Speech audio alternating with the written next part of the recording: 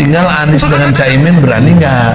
Jangan kau mau enak aja, ya kamu jadi presiden kan ente, ya wakil presiden ente, kok kita suruh berkorban? Kita pasti mendukung, tapi yang di depan dong. Nabi Muhammad tuh mungkin di depan, bukan dari belakang meja. Assalamualaikum warahmatullahi wabarakatuh. Gimana kabarnya saudara semua? Semoga dalam keadaan sehat walafiat ya. Saya doakan saudara semua yang sekarang punya kesan sudah menemukan solusinya, dan masih jomblo saya doakan saudara semua sudah menemukan pasangannya. Jadi gimana video yang tadi?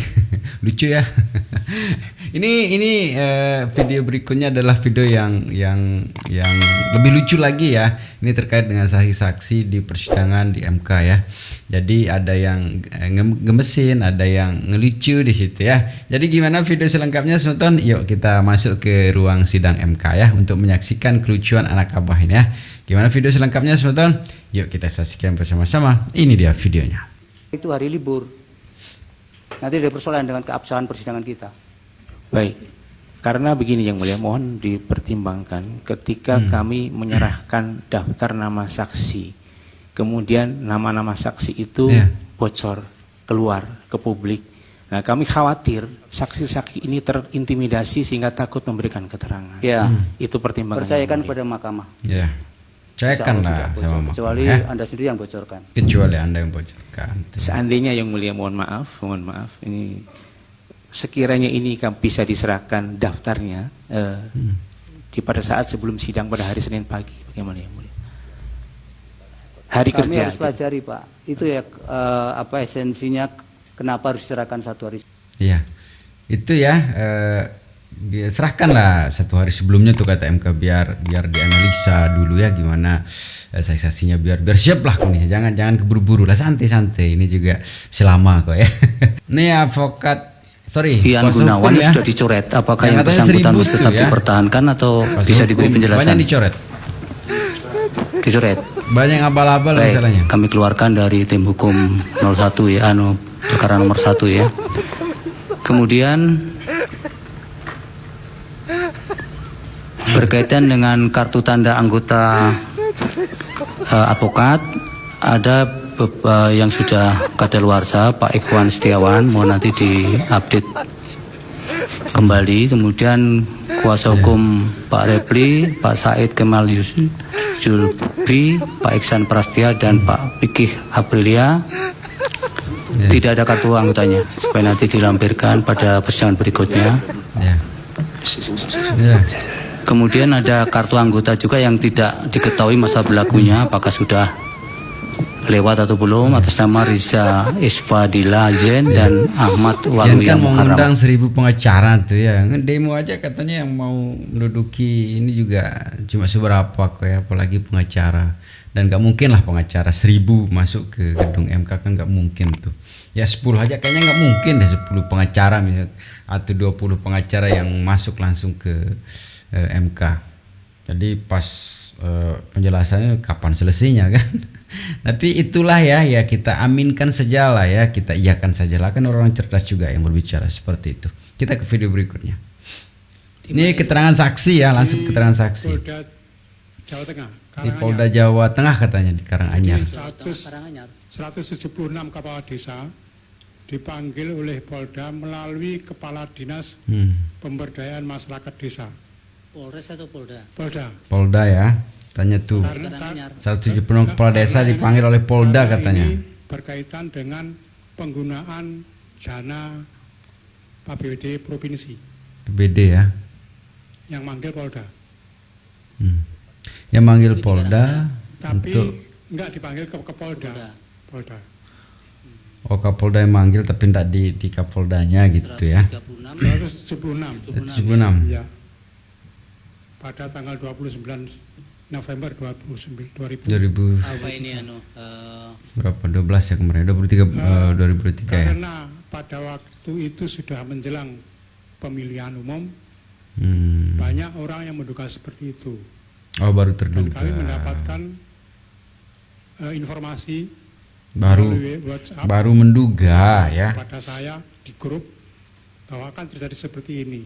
Baru menduga. Pada waktu itu saya katakan kepada pemberi informasi, apakah ada orang yang siap untuk menjadi saksi atau melaporkan nanti akan kami damping untuk melaporkan. Iya. Sampai saat ini tidak ada yang Bapak tidak melihat sendiri ini. tidak melihat sendiri. Dia tidak melihat sendiri. Hanya di beberapa media ada juga berita itu. Iya. Terus apa lagi yang mau dijelaskan? Kalau kita berpositif thinking, mungkin saja Kapolda memanggil desa itu mungkin terkait tentang ada laporan tentang penyalahgunaan misalnya anggaran desa, kan kita tidak tahu juga tuh kan kita. Tapi momennya memang di pemilu, tapi kan kita tidak tahu maksudnya Kapolda itu. Mungkin Kapolda memanggil kepala desa itu untuk memperjelas, mungkin ada laporan dari masyarakat tentang penyalahgunaan dana desa, kan kita tidak tahu. Tapi tidak usah dimasukkan dalam, seharusnya begitu. Tapi ya bagaimana lagi ya, itu sudah masuk di keterangan saksi di MK ya. Nih saksi 01 bisa lihat orang nyoblos dalam bilik tuh ya. 15. Tahu dari mana jumlah itu? Oh, saya menyaksikan sendiri. Menyaksikan. Ketika itu ada di mana dia, saudara? Saya di tempat kejadian, saya di Iya. TPS-nya. Di TPS-nya? Iya, Boleh mau masuk TPS? Boleh ya. boleh. Di bilik itu? Saya di samping saksi-saksi. Di samping saksi-saksi. Terus nyoblosnya bukan di bilik? Nyoblosnya di bilik. Di bilik. Bagaimana bisa tahu, kan ketutup? Betul. Saya aja dengan istri saya masuk itu Iya. mulai samping, nggak bisa loh. Anda duduk di ruang di tempat duduk saksi bagaimana?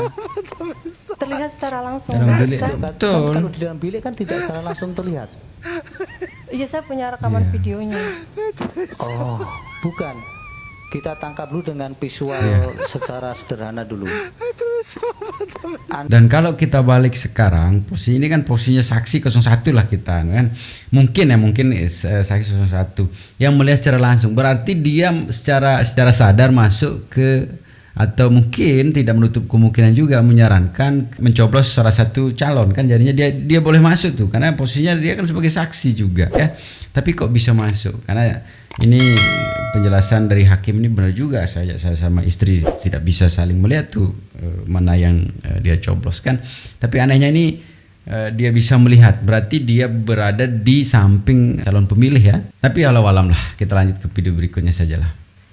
Ini saksi Patra Zen. Nama ya. saya Arif Gubernur Patramijaya. MK. Saya diminta untuk menjadi saksi dalam kapasitas saya selaku koordinator tim pembela demokrasi Indonesia jilid 2. Without ethic, man has no future. This is to say, mankind without them cannot be itself. Tanpa etika, manusia tidak mempunyai masa depan.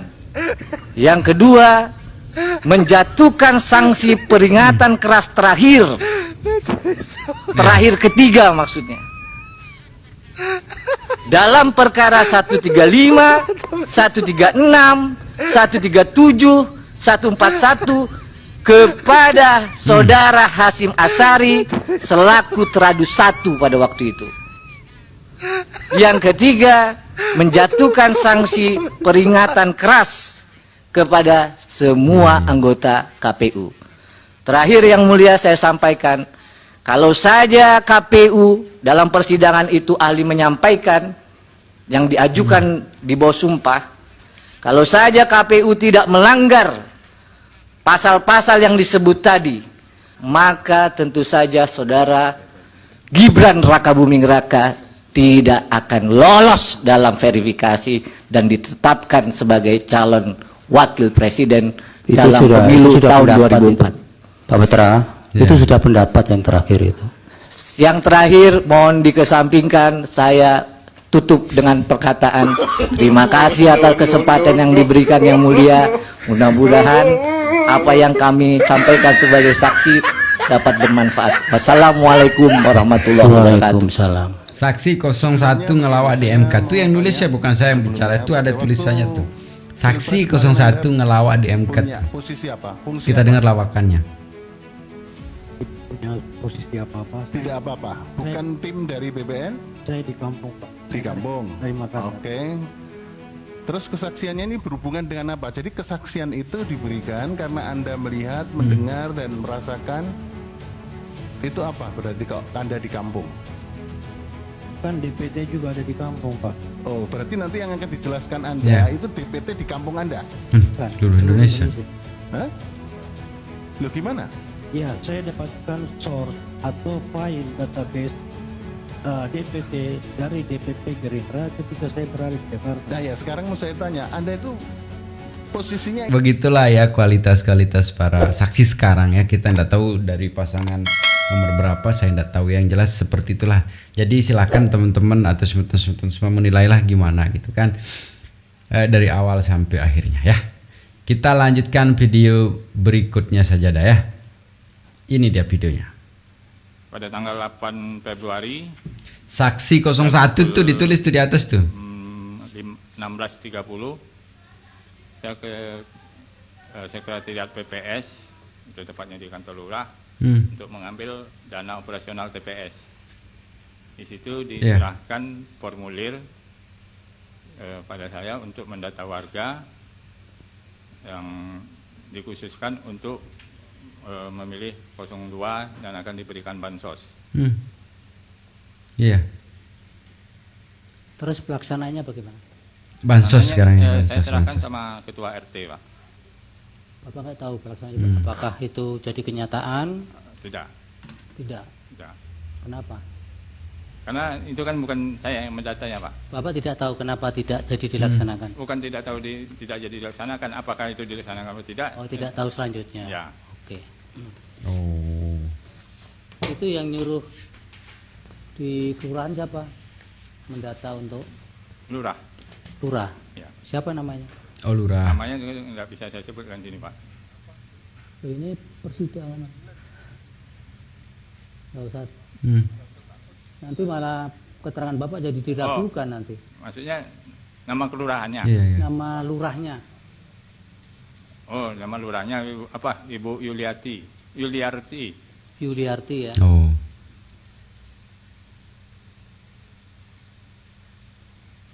Langsung ke Bapak atau ini Bahaya Bapak nih. sudah menerima informasi itu berantai? Langsung ke saya. Oh.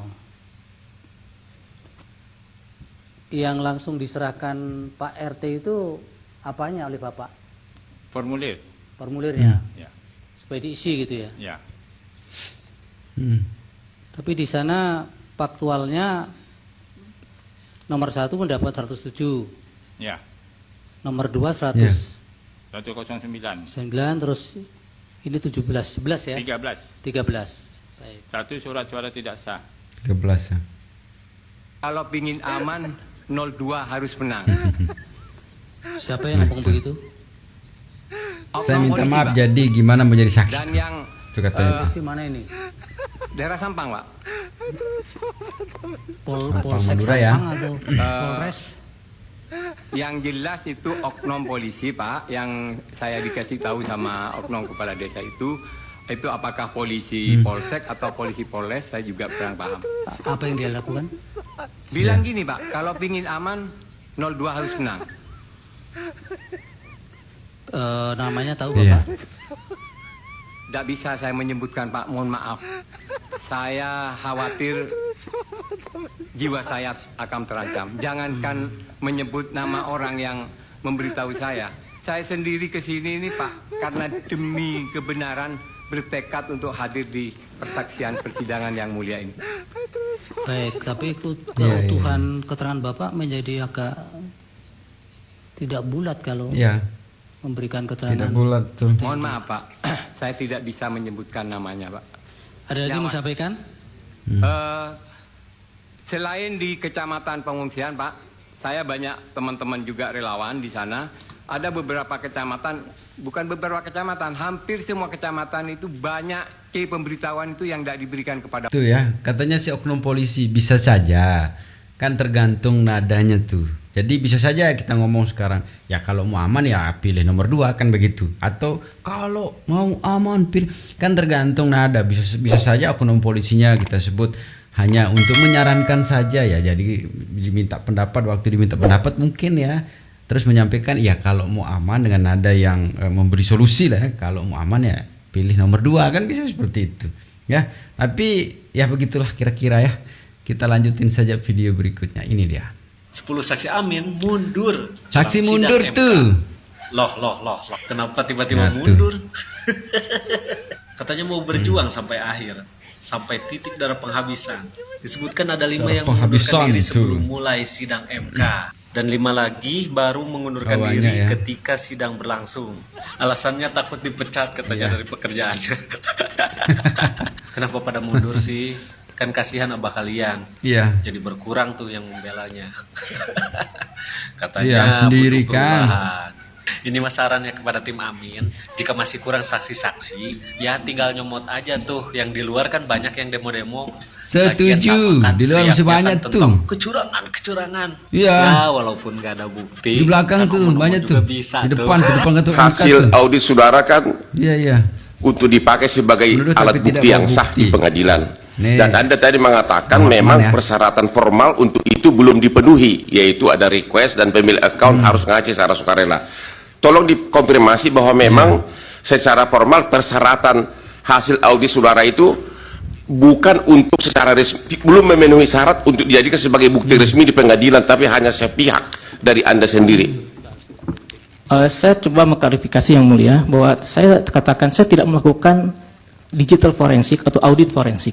Yang saya ambil itu adalah pola pikir seorang digital forensik di dalam melihat keganjilan-keganjilan itu. Jadi menangkap data, menganalisis gitu ya. Seperti itu yang mulia. Bukan audit ya? Ya, bukan. Isi doang berarti asumsi majelis ya, makasih. Asumsi. Melanjutkan Mulainya MK ke bagian debat dengan orang yang cerdas dari 01 nulis tuh ya. Siapa juru bicara hari ini? Dikasih jatah 2 orang malah minta lebih. Kami mohon izin untuk membacakan ini resume ini secara bergantian yang mulia. Hanya 2 orang yang diperbolehkan. Iya. Seperti biasa. Untuk berbicara termasuk penyampaian. Alasannya puasa ya, tuh ditulis tuh. Mohon izin kalau boleh ditambah yang mulia karena cukup agak banyak. Lagi puasa nanti akan kami lakukan sama. Yang mulia. Seperti itu. Oh baik. Itu ya. Silakan. Saya ngomong nanti tuh. Pak Heru yang ahli itu siapkan kertas sama pulpennya di. Iya. Kelupaan ya. Momen Profesor Yusril dan Ketua Kasih KPU majelis Cacar pada ahli kuasa hukum Anies sampai jawabannya pertanyaan yang mengambang kemana-mana kami dan ajukan tidak menjawab berkaitan pertanyaan dengan yang ditanyakan. sebagai Kita saksikan ya. calon presiden atau wakil presiden. Yang pertama, apa dokumen yang harus disampaikan untuk membuktikan bahwa calon itu atau bakal calon itu berusia 40 tahun pada saat didaftarkan.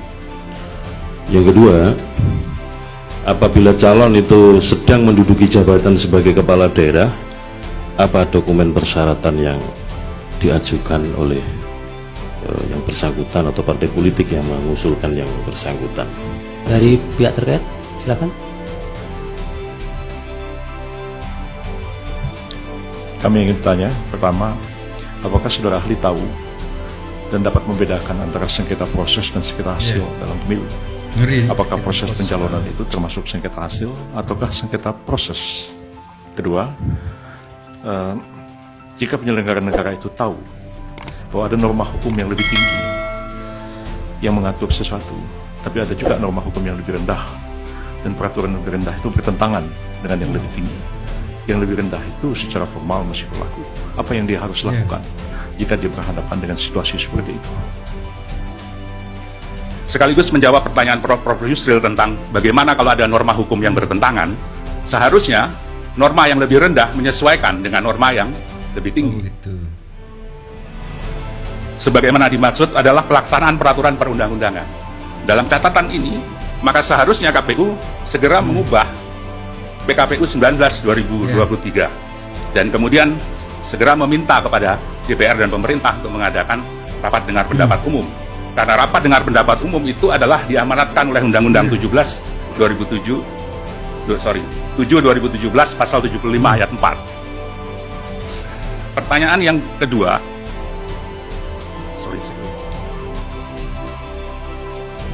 ada putusan P17 ya. Putusan Komisi Pemilihan Umum nomor Putusan KPU menurut saya jadi cacat secara hukum karena tidak mengacu kepada putusan Mahkamah Konstitusi nomor 90. Walaupun dia mengubah, saya tidak memegang dokumennya. Mengingat pada peraturan Komisi Pemilihan Umum nomor 19, ya, dan kemudian telah diubah menjadi nomor 23, ini menjadi pertanyaan karena ketika... Ya sudah, yang lain jawab. Yang mulia, pertanyaan saya nomor 1 belum dijawab. Saya kira belum memang, karena saya tadi kebetulan menyambung dengan pertanyaan nomor 2, Prof. Yusril. Nah, berkaitan dengan pertanyaan syarat calon wakil presiden untuk menentukan usia 40 tahun atau belum, tadi saya sudah menyebut bahwa di peraturan KPU ada dokumen yang harus diserahkan, yaitu KTP elektronik bakal pasangan calon atau suami istrinya, dan akta kelahiran WNI bakal pasangan calon atau suami istri bakal pasangan calon. Saya kira itu menjawab kebutuhan terhadap verifikasi dokumen yang diajukan. Kemudian berkaitan dengan sengketa proses dan sengketa hasil. Sengketa proses adalah proses yang sengketa yang diajukan dalam proses pemilihan umum. Dan ini kewenangan dari Badan Pengawas Pemilu. Dan sengketa hasil adalah sengketa terhadap hasil pemilihan umum yang menjadi kewenangan dari Mahkamah Konstitusi. Baik, sudah cukup. Ya, pelanggaran yang tidak dilaporkan tadi belum dijawab. Oh, mohon maaf, kelewatan. Iya. Terima kasih, baik, Yang Mulia. Pak Bambang. Dari Hakim ada? Yang Mulia, ada satu pertanyaan yang belum dijawab. Termohon. Termohon baru dijawab satu. Ya, yang soal apabila ada orang yang kedudukannya sedang menjabat sebagai kepala daerah, dicalonkan sebagai presiden atau wakil presiden, dokumen persyaratan apa yang diajukan ke KPU? Terima kasih. Baik. Dari Yang Mulia ada? Baik, nanti Pak Heru yang ahli itu disiapkan kertas sama pulpen jadi kelupaan ya, jawabannya ada yang tertinggal. Baik, terima kasih Pak Bambang, keterangannya mudah-mudahan bermanfaat untuk Mahkamah dalam mengambil keputusan. Semakin seru saja ya, semakin seru, semakin lucu, semakin unyu-unyu juga ya ke depannya. Yuk kita tunggulah ya gimana episode-episode berikutnya di MK ini ya. Jadi tapi kayaknya yang ini akan cepat berakhir ya seiring dengan para advokat terus para saksi yang mulai mundur nih ya, mendukung yang didukung sebelumnya ya. Jadi begitu sebetulnya, semoga videonya bisa menghibur ya. Tetap jaga persatuan dan kesatuan kita serta persaudaraan kita ya. Sekian videonya. Assalamualaikum warahmatullahi wabarakatuh.